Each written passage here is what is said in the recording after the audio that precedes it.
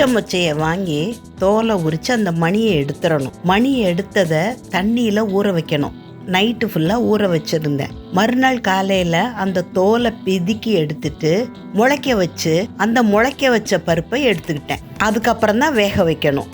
3/4 cup அளவுக்கு மைதா மாவு, கோதுமை மாவு கூட எடுத்துக்கலாம். அதோட மஞ்சப்பொடி, கொஞ்சமாக உப்பு, கொஞ்சமாக சுகர் எல்லாத்தையும் சேர்த்து ஒன்றா கலந்து விட்டுறோம்.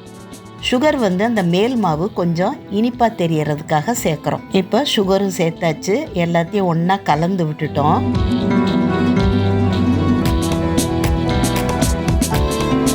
கொஞ்சம் கொஞ்சமாக தண்ணி ஊற்றி நல்லா பிசையணும். அதாவது சப்பாத்தி மாவு பதத்தை விட கொஞ்சம் இளக்கமாகவே இருக்கலாம். போலிக்கு பிசைகிறது எல்லாருக்குமே தெரியும் தானே. இப்போ தேவையான அளவுக்கு தண்ணி ஊற்றிட்டு பிசைஞ்சிட்டோம்.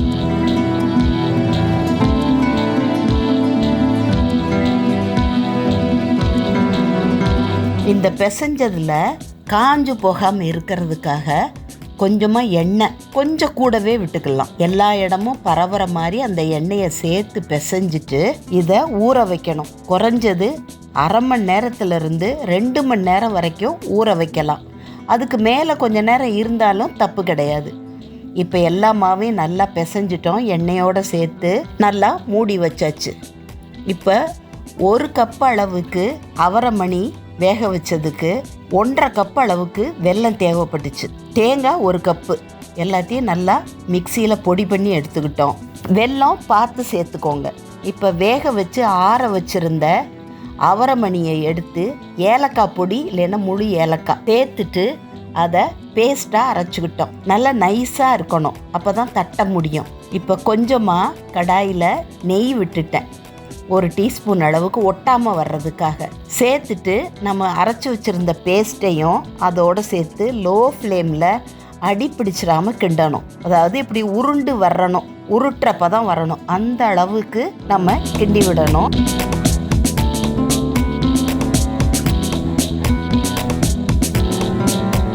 நான் அடுப்பை அணைச்சிட்டு அந்த சூடான சட்டியில் கொஞ்சம் நேரம் இருந்தது.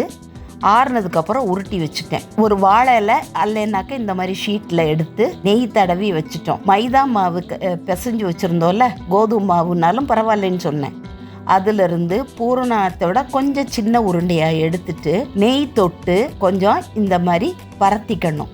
நடுவில் நம்ம பூரணம் உருண்டை பிடிச்சு வச்சுருந்தோம்ல, அந்த உருண்டையை வச்சு நம்ம வீடியோவில் காட்டுற மாதிரி பூரணத்தை மைதா மாவுனால் கவர் பண்ணணும். எக்ஸ்ட்ரா இருக்கக்கூடிய மாவை கிள்ளி எடுத்துடலாம். சரியாக வரும்னு தோணுச்சுன்னா அதுலேயே மடக்கி விட்டுட்டு மடக்கின பகுதியை பேப்பரில் ஒட்டி இருக்கிற மாதிரி வச்சுட்டு தட்டணும். நெய்யோ எண்ணெயோ கையில் தொட்டுக்கிட்டு அப்படியே பரத்தி விடணும். எல்லா இடமும் பூரணம் இருக்கணும், ஒரு பக்கமாக ஒதுங்கிடக்கூடாது. அப்போ தான் நம்ம சாப்பிடும்போது வெறும் மைதாவாக இல்லாமல் பூரணமும் சேர்ந்து டேஸ்ட்டாக இருக்கும். காஞ்சிக்கிட்டு இருக்க தோசைக்கல்லில் இதை அப்படியே மாற்றி எடுத்து திருப்பி விட்டு கொஞ்சம் போல் நெய் தடவி வேக விடணும். கடைசியில் கூட நெய் தடவிக்கலாம். ரொம்ப வேக வேண்டாம், மைதா மாவு வேகிற அளவுக்கு இருந்தால் போதும். ஏன்னா பூரணம் நம்ம ஏற்கனவே நல்லா வேக வச்சு மறுபடியும் கிண்டி இருக்கோம். நெய் தடவியாச்சு. ஒரு சிலர் எண்ணெய் தடவுவாங்க, இல்லை நெய்யும் எண்ணெயும் கலந்து கூட நம்ம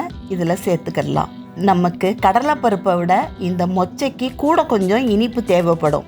உங்கள் வெல்லம் எப்படி இருக்குன்னு பார்த்துட்டு அதுக்கு தகுந்தாற் போல் வெல்லம் சேர்த்துக்கோங்க. இந்த வீடியோவில் வெல்லம் எவ்வளவு சேர்க்கணும்னு சொன்னேன். நெய்யை தவிர வேற என்னெல்லாம் பயன்படுத்தி இந்த போலி செய்யலாம். சுவையான பச்சை மொச்சை மணி போலி ரெடி. இந்த வீடியோ உங்களுக்கெல்லாம் பிடிச்சிருக்குன்னு நினைக்கிறேன். பிடிச்சிருந்தா லைக் பண்ணுங்கள், ஷேர் பண்ணுங்கள், ஹைப் பண்ணுங்கள். நன்றி, வணக்கம்.